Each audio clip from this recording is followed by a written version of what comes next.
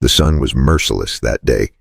Its burning heat pressed down on the desert floor until the earth itself seemed to groan. And there, in the middle of that empty stretch of dust and rock, a young woman lay bound, her wrists tied tight to iron stakes hammered deep into the ground, her ankles lashed so hard the rope bit into her skin.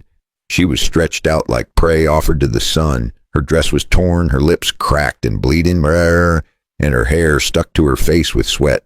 Every breath was shallow, every movement a struggle.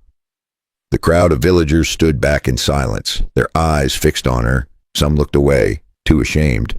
Others stared with cold satisfaction, as if her suffering gave meaning to their own fear. At the front of them all stood Silas Boone, the village head, a man with eyes as sharp as a hawk and a voice that carried the weight of authority. His hand rested on the handle of his whip, though he did not need to use it. The ropes in the sun were punishment enough. Boone's voice broke the silence. "This is the way of our fathers," he declared, pointing at the girl.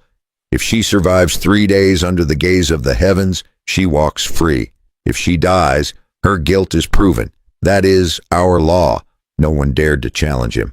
The villagers nodded slowly, some muttering prayers, others spitting into the dirt as if to seal the ritual. The girl's name was Abigail Dawson, only 23 years old. She had been accused of stealing from the very people who now condemned her. Gold had gone missing from the stores of the village, and Boone had named her the thief. She denied it with every ounce of her being, but her words carried no weight against his authority.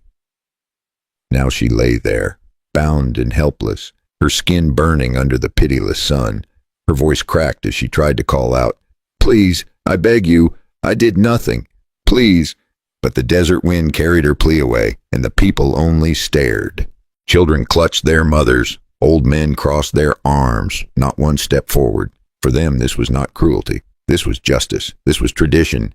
Generations had obeyed this law of fire and sand, and to question it was to stand against the village itself.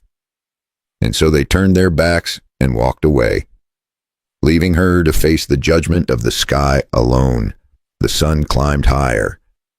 The ground beneath Abigail scorched her skin. Her eyes fluttered open and closed as if even the act of seeing was too heavy. Hours passed. The world narrowed to the pounding of her heart and the sound of flies buzzing over the cracked soil. She could taste blood on her lips. Her voice had grown too weak for cries. It was only a whisper now, a whisper swallowed by the desert.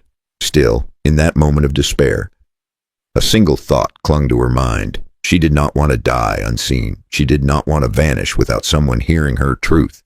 Abigail's lips trembled, and she prayed that some soul, any soul, might pass through this cursed stretch of land and hear her cry.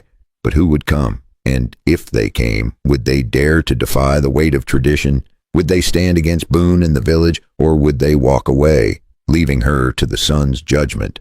What would become of her in this land where justice was twisted into ritual?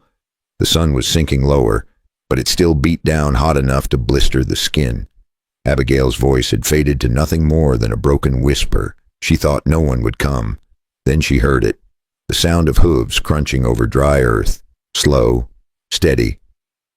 Her eyes barely opened, and through the haze of heat she saw him, a tall figure on horseback, shoulders squared, moving with the slow caution of a man who had walked battlefields and lived to tell of it.